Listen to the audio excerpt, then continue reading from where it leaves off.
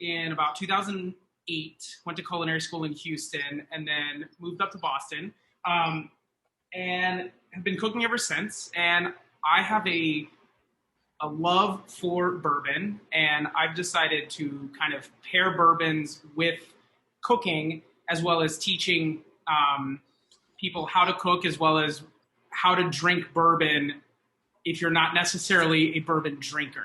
So like usually I'll do like an infused bourbon with, like Prosecco or, sparkling water, or just kind of like a bourbon margarita kind of thing, just to kind of introduce people into the bourbon world. Tonight, I decided to pair with 3 different bourbons that you can sort of find on a regular shelf at like a Total Wine or Specs, but I also have some alternatives that you can find readily available. So tonight's theme, do you want me to move it up so you can see my head? Yeah, I'm trying to get it so you can see his hands and his head. So tonight's theme, since it is Valentine's Day, I wanted to do a heart-friendly meal that each course either like helps the heart or just has like fond memories for me personally. The first course, as you see, is going to be a roasted beet salad, and we're going to use the entire thing. Let me backtrack real quick. So this is my edible candle, and I don't know, let's see if I can get the camera going. So these are going to be for sale on my website, and it, like Brittany said, it's a clarified butter, and it's kind of a way to wow your guest, wow your spouse or whoever you're cooking for or with, and it's used to like dip bread in to, instead of like, your olive oil and stuff like that. So today, as the dinner progresses, it'll slowly melt and turn into this is honey lavender butter. So that being said, we're going to start with the beets. Now, I chose the beets because they are healthy. They are heart healthy. And I got these at the Central Market up in Dallas. These are the money beets. They are from my friend Dwight at Central Market. They are the beets that, you just got to stop for. So we're going to use the entire beet from root to leaf.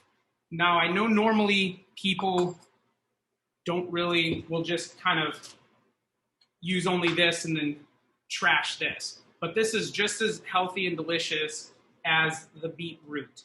So first thing, we will cut the root off of the stem. We're going to toss it in some oil, salt, and pepper. I put it in foil so it doesn't, bleed all over the oven. Little salt, little pepper. I always use fresh cracked pepper. It gives it better flavor. The stuff that you buy at the store that's like the pre-cracked, you don't know how long it's been sitting there, and I think it's just more flavor when you fresh crack it. So kind of pinch it up, roll it up like this. Not going to go anywhere. I throw it in a container just so it doesn't bleed all over the oven. We're going to throw it into a 350-degree oven for about 45 minutes to an hour, depending on how big the beets are and how your oven works. But you want it fork tender. And we're going to do that. I already have some beets that I've roasted before that are fork tender. And we're going to let these rest for now. Now, beets are a root vegetable, and they're very dirty. So you have to make sure that you're washing everything. You're washing the greens because there's going to be that dirt and grit that's in there. And when you're eating the salad, you don't want to be chewing on a rock or a piece of dirt because that's disgusting.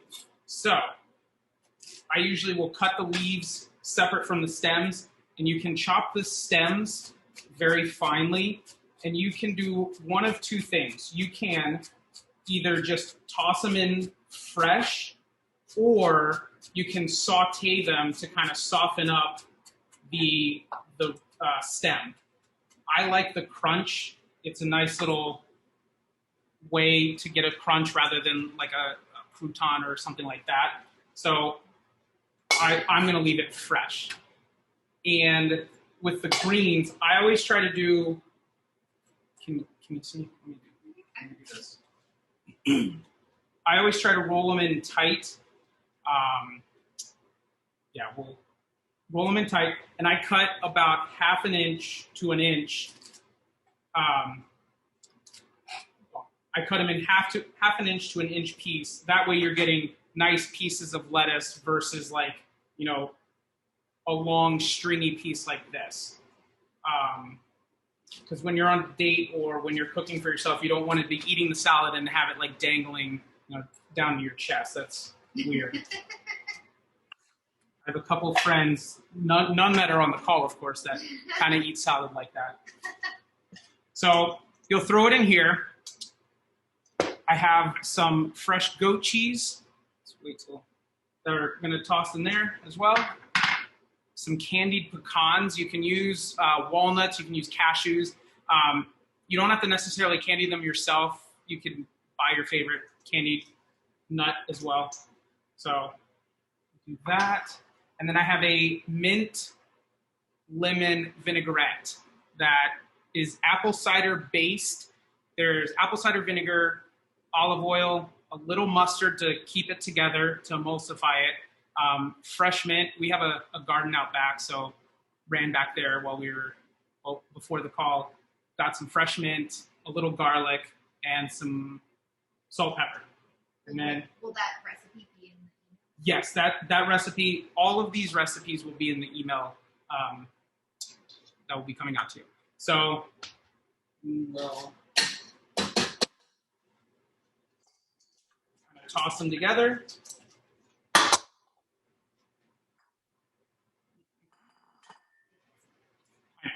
Oh.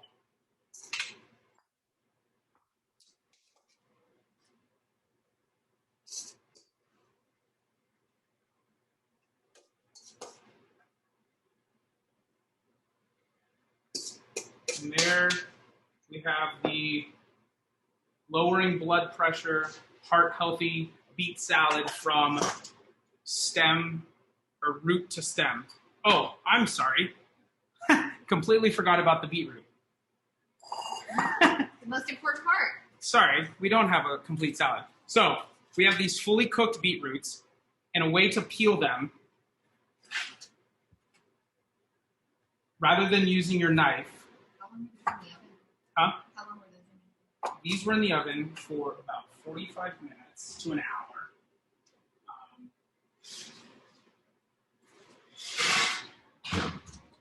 These were in the oven for 45 minutes to an hour. There we go. Mm-hmm. It's live television, right? All right. So he's just pulling out the beets that he started about 45 minutes ago. So I get to eat the cooked beets and enjoy the dinner. So he put those in 45 minutes so that they would be ready for the dinner. Thank you for that. Okay. All right. So cut off the ends right here, and instead of using your knife, and you want to make sure that you're getting as much of the beet as possible, I usually use like a wet paper towel or a wet rag, and you'll put the beet in here, and you can see that it's, skin is still on, kind of steaming, and you're just going to gently pull the skin off, and you can see how easy that just came off. And that's your peeled beet. Now, normally I would peel it, chop it, let it cool off, but we are not going to do that because of time. And then I just kind of cut it into cubes, about 1 inch cubes. Put that on top. We have the golden beet. I chose 2 different beets just because of the nice colors that they provide.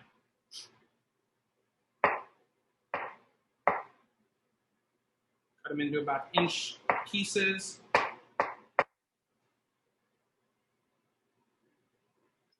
Okay, now is the beet salad from root to leaf. Sorry about that. Have you ever used lotus root in your ingredient before? Ooh. I've only had lotus root as fried topping. I've not used lotus root. But you can use all types of greens. I like radish greens as well. You could use that in the salad as well. So now we're gonna do it. One question about the candle that came up is a few people wanted to know, yes. What do you use as a wick? It is actually a all-natural hemp wick that's coated in beeswax. The wick itself has been like one of the most challenging things for me because I wanted to make sure that that there's not any poison coating on top of the wick. So like wood wicks have some sort of wick that doesn't really mesh well with food, and so the hemp wick with the beeswax was. It's food and edible safe. Yes, it's food and edible safe, as well as it burns really well. A few comments. I've tried the green of beets in soup. They are delicious, but yes. never in a salad. Yes. So another way to use beet green. Yeah, you could saute them or braise them like collard greens kind of thing. Yes. But I don't know if Jake wants me to read this comment out loud. Uh-oh.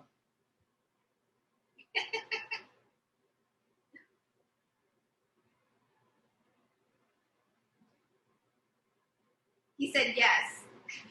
So Jake says, Robin does not know how to make good beets. Did you know that? Oh, Jake. I have to unmute now and defend myself. We made a deal. I had to eat a cashew. I'm not big on any kind of nuts, and I did eat a cashew, and my deal was he had to eat a beet after I roasted some beets. So he did have a taste of beets. Neither one of us were won over.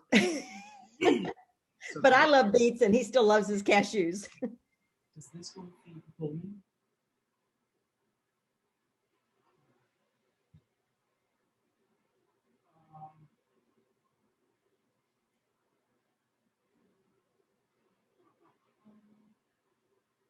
I think it does.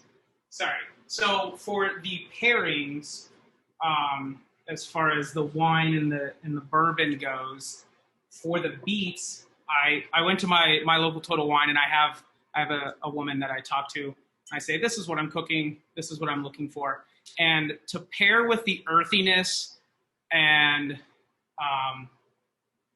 well, that was the main focus. With the earthiness of the beets, we chose this Kia Ora, and it's a Marlborough Sauvignon Blanc from New Zealand.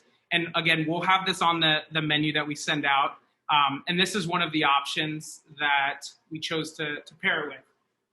As far as the bourbons go, I think it was John Jay. I went with it's called John J. Bowman.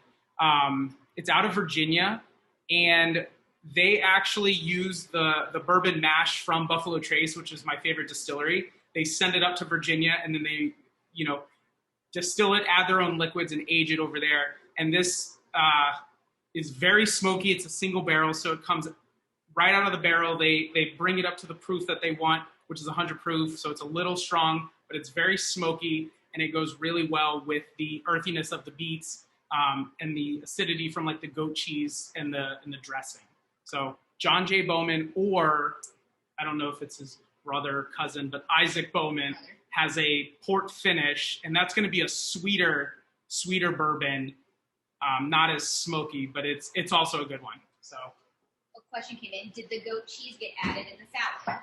Yes, it was in there. So I quickly tossed it in, and it got mixed up when I was mixing it in, and forgot to add the roasted beets. So yes. Here, I'll. Just before we move on, do you just want to review what's in there? So again, we have the greens are the beets, and there's also the stems that are chopped up. We have some candied pecans that are in there as well. The goat cheese is going to be right here. Nope, other way. There we go. Oh, that didn't help. It's kind of mixed. It's white. It's white on white. Here, I'll move it. Here we go. So the goat cheese is right here, and then we have the lemon mint vinaigrette. And it's a very quick, very simple vinaigrette as well. So, thank you. Were there any other questions about the salad course before he moves on to the next portion? All right. No other questions came in. Oh, wait. Yep, we're good. No other questions? Nope. So now we have the entree, and the entree, it's when Lindsay and I were dating, I cooked her a Valentine's Day meal, and I said, what do you like to cook, or what do you want to eat? And she was like, I really like twice baked potatoes, and I'm a kind of a sarcastic person, and I wasn't going to make her just a twice baked potato and say, here you go. What I did was I deconstructed it and made 3 versions of each ingredient in the twice baked potato. So like normally you have a potato with mashed potatoes, with cheese, with bacon, chives, and sour cream. The 3 ingredients that I chose was I did potatoes 3 different ways. I roasted, made a mash, and then I can't remember the third one. I can't remember. But then I had 3 different types of pork product. I had pancetta, bacon, and pork tenderloin. And then I found all the different types of onions that I could find at like Whole Foods, Asian markets, and stuff like that. And there was like chive flower, green onion, shallots, red onion, and all this stuff. And when I displayed it to her, she was like, "What? This isn't a twice baked potato. What is this?" So I kind of had to explain to her my crazy thought process. So that's kind of the behind the scenes with this. We have the pancetta Brussels sprouts. We have the roasted fingerlings with rosemary. Forgot that. And then we have the pork tenderloin. And so we'll start with the pancetta. Now, sure, if you have a second. So the pancetta, it's pork belly that's been cured and rolled very tightly. I found it at my deli counter. You might find like it in the charcuterie section next to like the prosciutto and pancetta, or prosciutto and other sausages and stuff like that. If you can't find it, bacon is also a nice substitute. You can do like a thick cut bacon and do it that way. So we're gonna cut the pancetta, and it's going to be in cuts called lardons, which are going to be thick cut pieces. And we're going to slowly render them.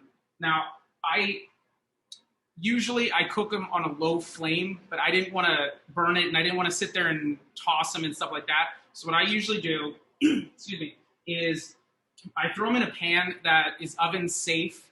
I just throw them in a pan, and then I throw them in the oven and check it every 15 minutes to make sure it's not burning and rendering okay. So I don't know if you can tell, but cut them into strips. We're gonna go about 1/2 inch thick, and then we'll chop them up. It'll be like a 1/2 inch by, a 1/4 inch by a 1/4 inch kind of rectangle. So we have, it is cold out there, I'm sorry. Thank you for getting that. So we have the lardons cut. That's enough. It's lavender. No, it's not. And so we'll throw them in a pan. I don't know if you guys heard me, but he literally sent me outside to get rosemary from our garden. I like dressed up, and it's way too cold to be outside in a dress. And then I came back in, and he said, "That's not rosemary, that's lavender." It helps the sarcastic background of the story. It's not true. It's rosemary. So we have the lardons in the pan, and again, this is just sitting on the stove, so I can touch it. It's not hot, and I'm going to throw this in the oven. Like I said, check it every 15 minutes and give it a little stir. You're going to get pieces.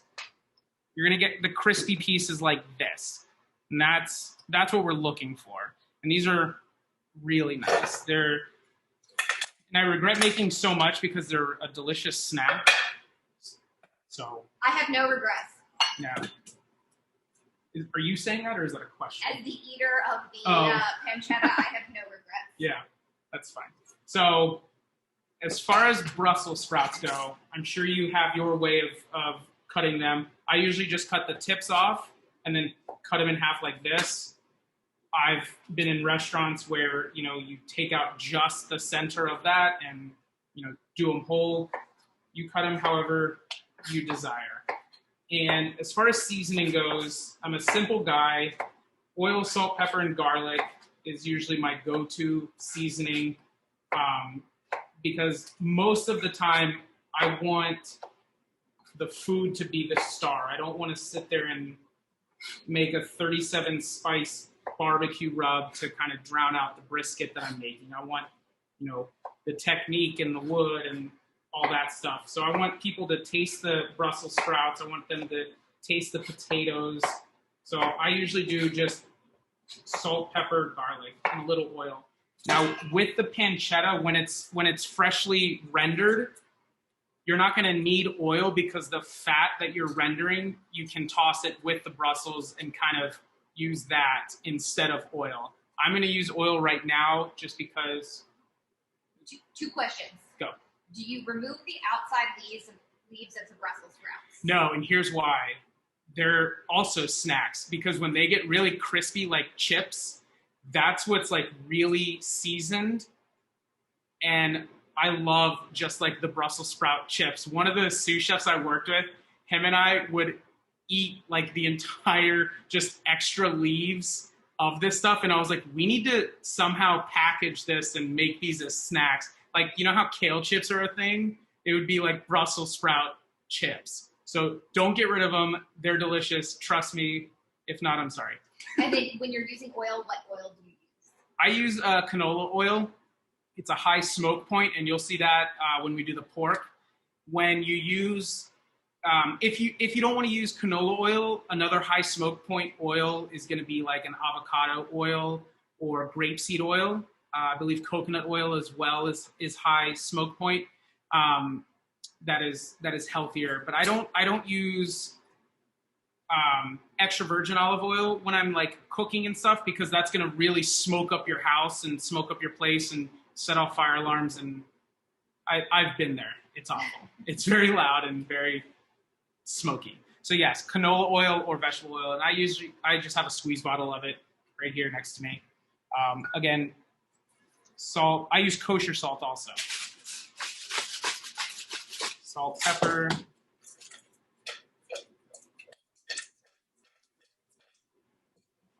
Garlic.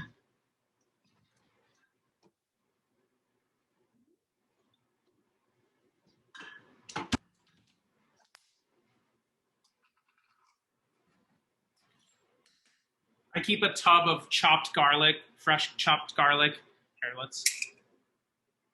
in my fridge at all times, just because I hate chopping it for every time, and it lasts a very long time. What is your opinion on kosher salt versus other salts? So normally, I use kosher salt when I'm cooking like this. When I'm seasoning like steaks to grill or meats to grill, you can use sea salt, like the bigger crystal ones. As far as the iodized salt, the like very fine, like table salt kind of stuff, I usually use that in baking. I never use iodized or table salt when I'm cooking. So I always use kosher salt. I do have some finishing salt like Himalayan or volcano. They're crazy, like volcano black salt. But that's for like at the end of the like presentation wise. So here's the finished tossed product of Brussels sprouts, a little garlic, pancetta, salt, pepper, and that's going to go into an oven. What's your oven set at? 350, and you'll see I have some in the oven right now. I'm going to actually, well, I'll just toss the peppers in here. Yes, 350. You can do a higher temperature at like 375. Just make sure you're watching it. So now the fingerling potatoes, I chose the fingerlings because they're a lot of fun to look at.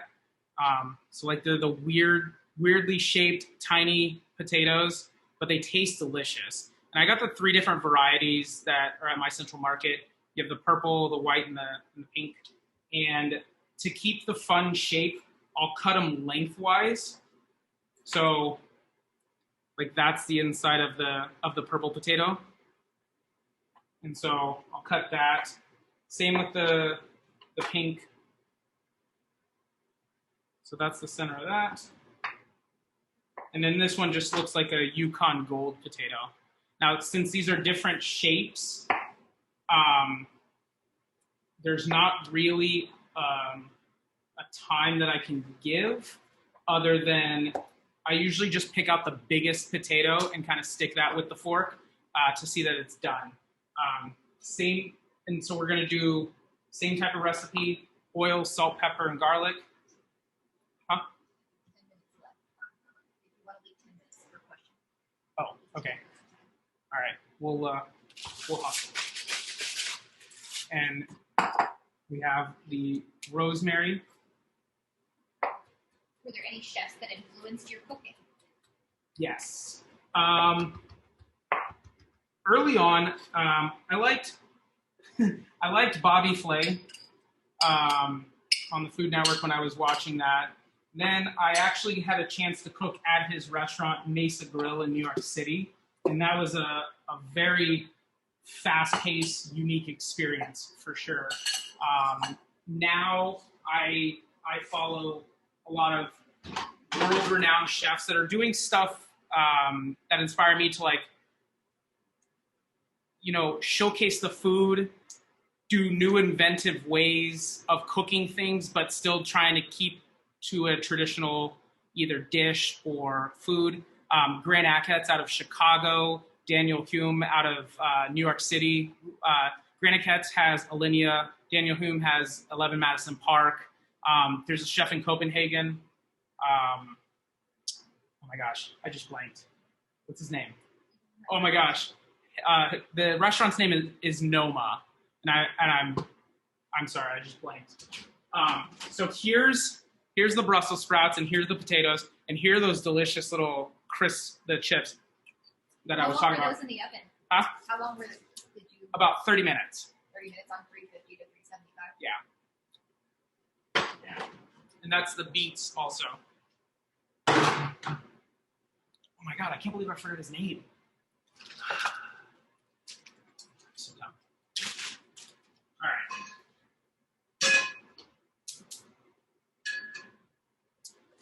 So with Renee Redzepi is the chef in Copenhagen. I'm so sorry, Renee. Oh my gosh. He's definitely watching. Yeah, he's definitely on the call. I can feel him judging me in Copenhagen. So I use gloves when I deal with raw meat. You don't have to. Just make sure that you are cognizant of, your left hand is touching the raw meat, your right hand is not touching the raw meat. You don't want cross-contamination and get yourself or your guests sick. So anytime you're touching raw meat, just be cognizant of, I'm touching it with this hand. Before we do that, I'm going to prep my sauce. And I got the strawberries. It's going to be a strawberry old-fashioned sauce. Normally, cherries are going to be in the old-fashioned, but cherries are out of season, and strawberries are Valentine's Day. So, Great attitude.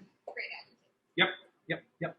So, we're going to do just nice little slices of the strawberries. We have some bourbon in this decanter. Now, I can't tell you what bourbon is in that decanter, not because I'm pretentious and it's like really expensive, but because I just pour like the leftovers of my bottles into there, and it's called an infinity barrel. So there's like 7 different barrels or 7 different bottles in there that I just mix, and I'll use it for like cooking or infusing, like I talked about earlier, how I do the infused bottles or the infused bourbon. I'll use that bourbon, and it's a win-lose for me because I can't duplicate that recipe. So the pork loin is going to be kind of like a small beef tenderloin. It has the same kind of dimensions, same pieces need to come off. So you'll have the fat and the silver skin. You just kind of gently cut that off. The reason you do that is it's chewy and it's disgusting. So,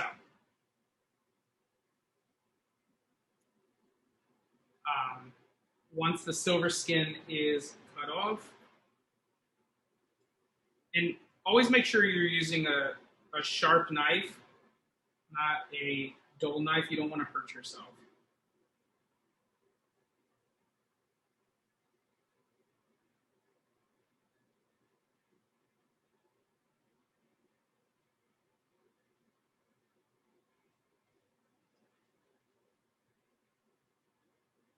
Now I'm gonna cut the tenderloin in half because of the pan size, not because of anything else. So again, glove has the raw protein. I have this, and I'm seasoning it very liberally because this is the only time that the meat's gonna have the opportunity to season. Kosher salt and pepper. Kosher salt, fresh cracked pepper. I have a pair of tongs over here. I'm gonna take that out.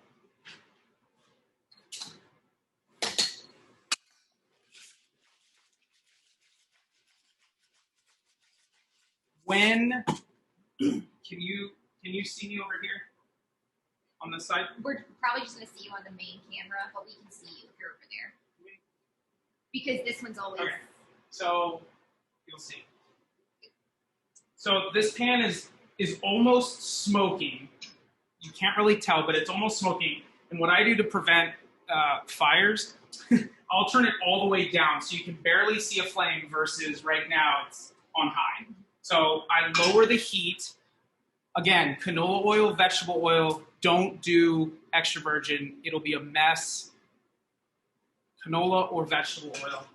I'll kind of do a couple loops around there and just kind of season or make sure that it's coated completely.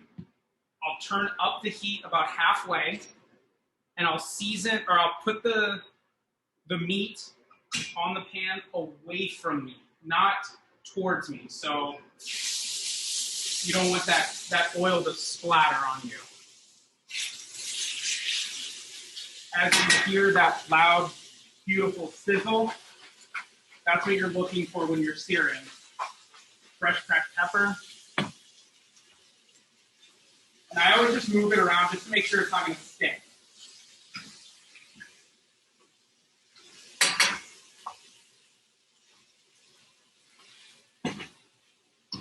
All right, so we have some pork loin that's already in here. It's been cooking for the last few minutes. How did you get from the step that you were at to where you are right now? Put it in the oven? So I'll show you when to flip it. I'm gonna let it cook. I'll flip it. Once I flip it, I'm gonna throw it in the oven until it hits 145 is the temperature for a nice medium pork. You can take it out at like 135, 140 and let it rest to 145, but 145 is a good temperature. I like my stuff a little closer to like 140, but just to clarify, you seared it in the pan, flipped it, and then put it in the oven? yes. Yes. Oh, come on. Thermometer is broken. All right, well.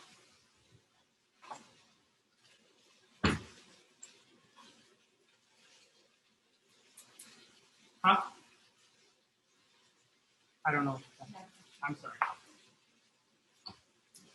All right. So we're going to take this.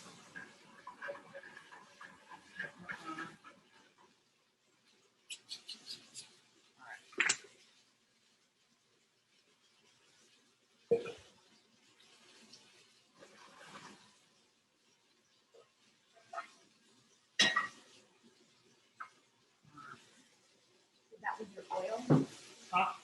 So this, I'm just kind of like fast forwarding and making sure that like, you know, this is when I take it out of the oven. I'm just trying to do some behind the scenes. Hey, it like flipped. I don't know how that happened.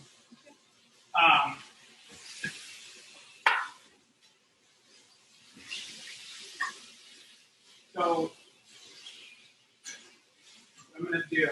So like this, can you see that color? Is that good? I'm not sure. Yeah. So I don't know if you can see, but it's golden brown on this side. We're gonna flip it. I'm only switching pans because of, you know, the show that we're having. But I'm gonna use this pan.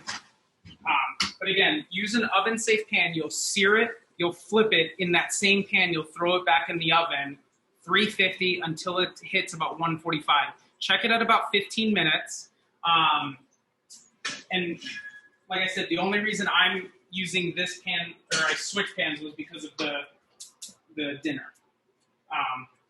So let's pretend we just took it out of the oven. I'm letting the meat rest on the cutting board. The same pan that was just in the oven is going to be the pan for our sauce. And it's going to be a quick strawberry old fashioned. I have my strawberries, I have my mystery bourbon, and I have bitters. I also have some stock. This is going to be pork stock. You can use vegetable stock, chicken or beef, whatever. I've seen like those pastes that they have at like Costco or the store. You can use that. I prefer those over like the bouillon cubes if you're not making your own stock. So on high heat, I'm going to saute the strawberries very quickly. And I'm just kind of moving them around, getting all of that delicious pork flavor on the strawberries.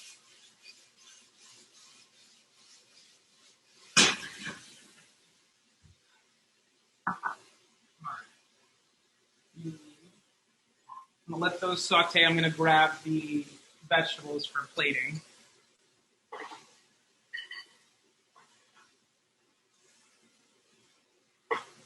Is there any questions?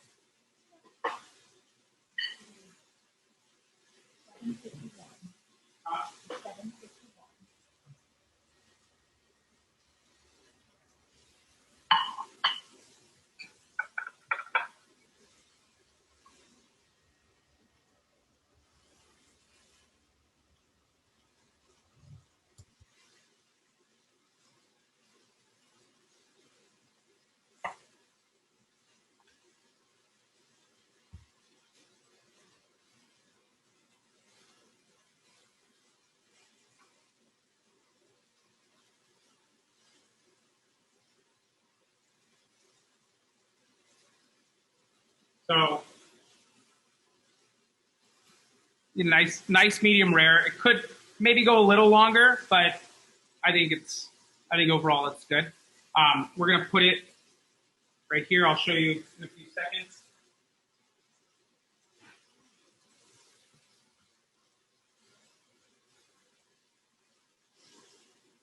And again, you can have pork at, you know, between 140 and up.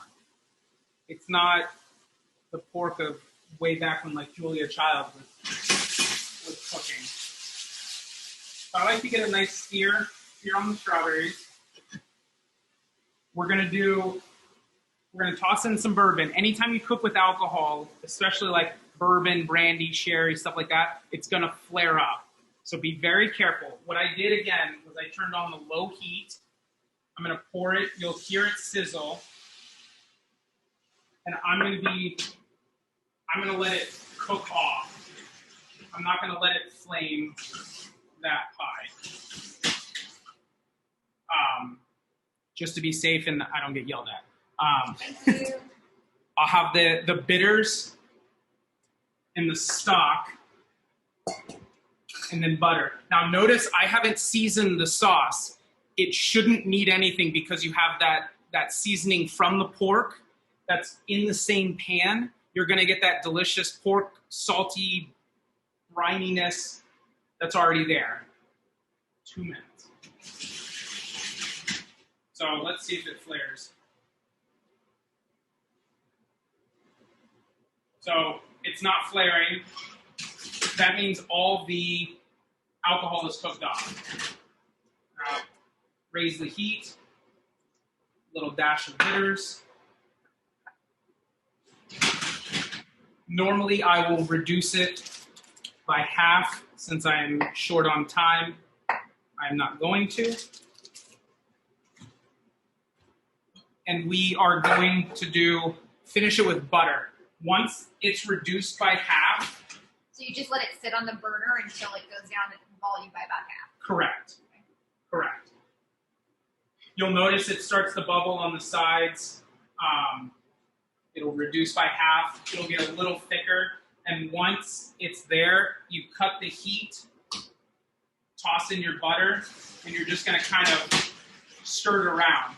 And what that's doing is emulsifying the sauce. It gives that nice little delicious. It's the mouthfeel that you're going for. It's that silky smooth mouthfeel. What additional flavor does the bourbon add to the dish or to the sauce? The bourbon, it's gonna add like the smokiness as well as a little sweetness from like the vanilla and cinnamon, and it depends on what bourbon you're using. But again, this one it's going to be a little sweet, but savory as well. Now I have the pre-made sauce here, and I have the presentation here. I like to do lines of just like that, and so I'll pour this on here, and that's your Brussels sprouts, pancetta. And that way you can have like the potatoes and the pork, and just use that all as the sauce kind of thing. So I'll take that. I know that we're running a little low on time, so why don't we, if you're okay with it, we'll pause before we get into the dessert. Were there any questions about the main dish? If not, I'll turn it over to Isis for a few announcements. Yeah, do you pre-salt or essentially dry brine your meats? I only brine my chicken, my poultry, turkeys, chicken, stuff like that. Pre-seasoning. I mean, you saw how quickly I seasoned the pork and how I just season it a la minute, like right before I start cooking it. Real quick, that bourbon or that not the sauce, the wine. I'm not even going to try this name, but it'll be in the email. And I wanted to focus on the saltiness. So this actually is going to be more sweeter, and it cuts the saltiness of the pork and the pancetta. And same thing with the bourbon. It's going to be the Heaven and Hill Bottled and Bond. It's light and refreshing. It's a little hard to find, and I also would pair the Woodford Reserve Double Oak. It's going to be that really smoky flavor. That's going to be easier to find than the Heaven and Hill Bottled and Bond. But if you find one of these, I recommend you get it. They're about $40. So. Would you cook this same dish with brandy? Yeah, that'd be nice. Yeah, you could definitely do that. Brandy, sherry, port, bourbon. I feel like it's all interchangeable. It's going to be a little sweeter with the brandy, but I do bourbon dinner, so I kind of stick with that theme. Ryan, I see when you grab your tongs out of that container that you tap them. Have you got them soaking in water or something? Yeah. So I have a middle burner. So we have the grates, and then this middle one is like a very long burner, and Lindsay for some gift, birthday, Hanukkah, something like that, got me the cast iron. So like I said earlier, we have the candle, and as you can see, I'm gonna hold my hand up here. It's melting very nicely.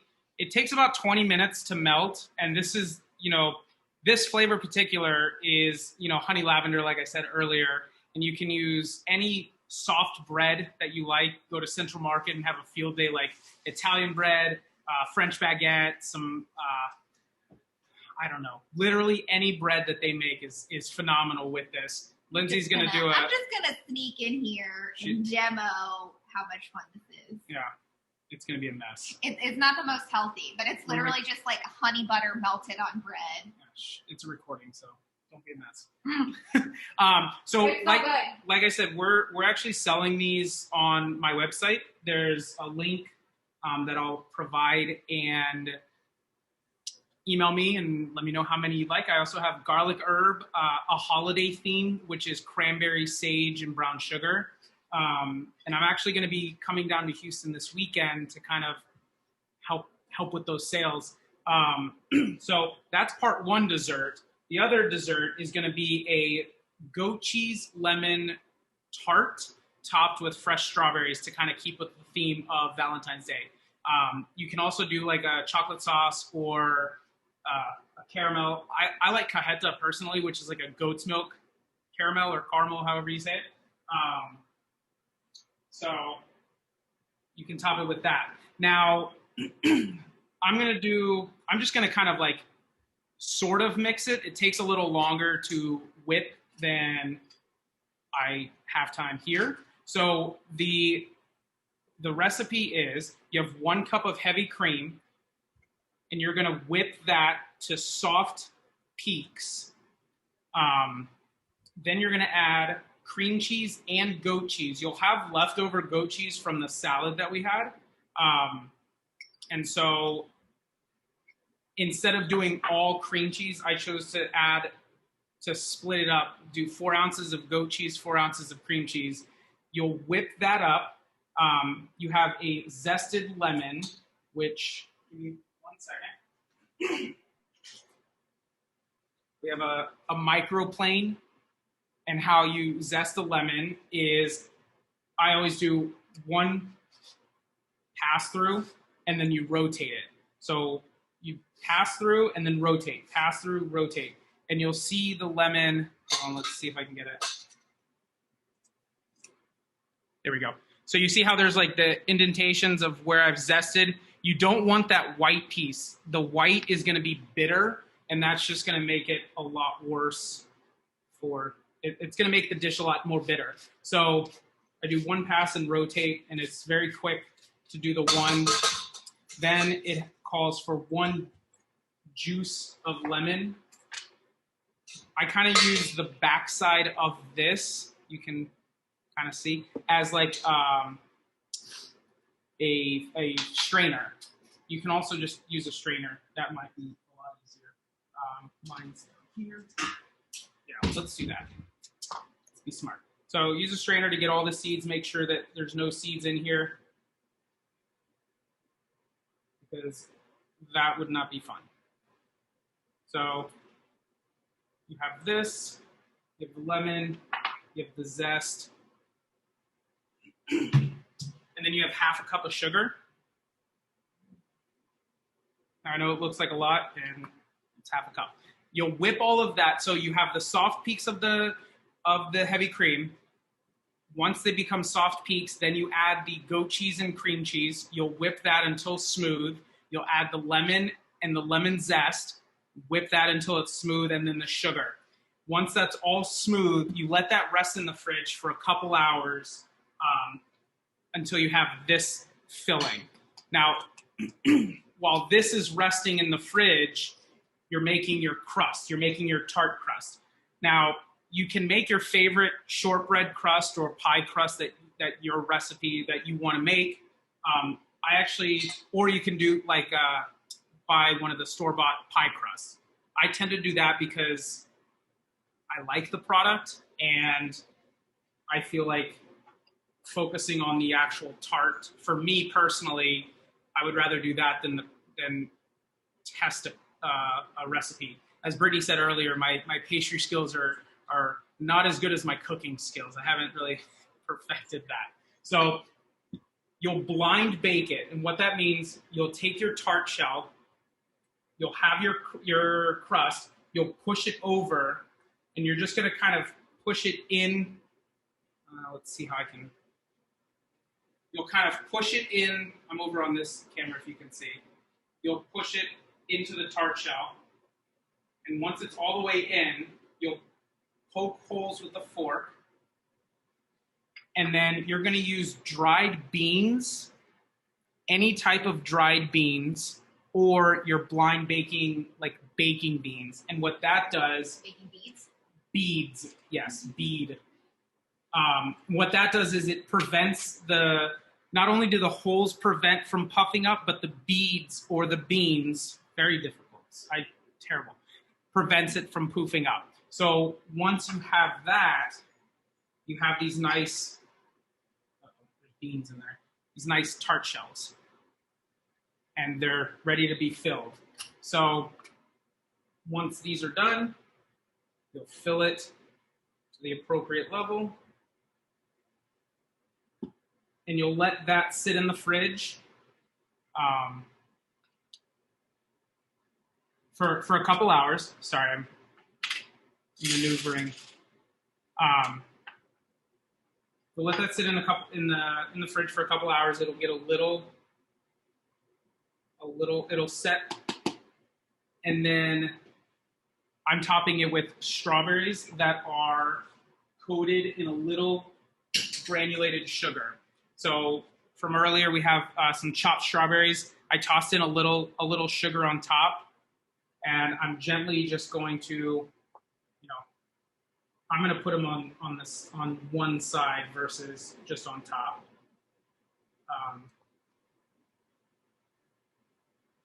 And that's your dessert. Let me get a plate.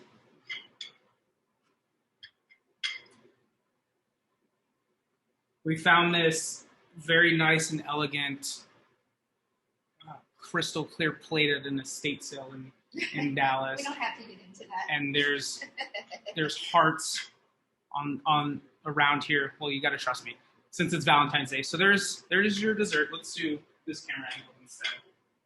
One question that came up was they noticed that they can't do shipping for the candle if they wanted to order one. Yes. How would you like that? So unfortunately, since I make them in-house and I don't have a health inspector come and check, I have to follow what's called the Texas cottage laws, and that prevents me from shipping. I have to deliver to the guest, or in this case, I deliver to one person, and Rob and Ned, you're going to help me out, in delivering it to the Rotary Club. So what you can do is pre-order on the website, and I'm going to, like I said, I'm going to be driving down to Houston, and you can get them through the Rotary Club. If you're close to Sugarland, let me know in the email, and we can arrange a pickup there, because that's where I'm going to be. But yeah, within the Texas cottage laws, I have to deliver to my customers. I can't ship it, unfortunately, because I don't have a storefront. So, but it is, I'm a chef. I'm not going to mess up my reputation for cooking an unhealthy or unsafe meal. So I've been off to the side eating this butter for the last. You can kind of see her. You can kind of see her. Were there questions about the dessert that came up that I may have missed? Oh, good. I'm not on mute. I thought I was on mute for a second. My friend Irene wants to know if you can freeze the candles. She's up in Crested Butte, Colorado right now, and she won't be back in Houston for a month. Yes. So since it is a clarified butter base, you can actually keep it in the fridge for up to 6 months. I would say 6 months, if it lasts that long. The reason I would keep the product in the fridge or freezer is to hold its shape. I actually, we went to a family event and the candle was out in the car for a couple hours, and by the time we got there and lit it, it actually looked like this, like just the melted mess. And so it's not, I don't keep it in the fridge because it has to be kept in the fridge or freezer. I keep it in there because the integrity of the shape, I really want to make sure that that shape is holds its own. I'm not going to try it on there because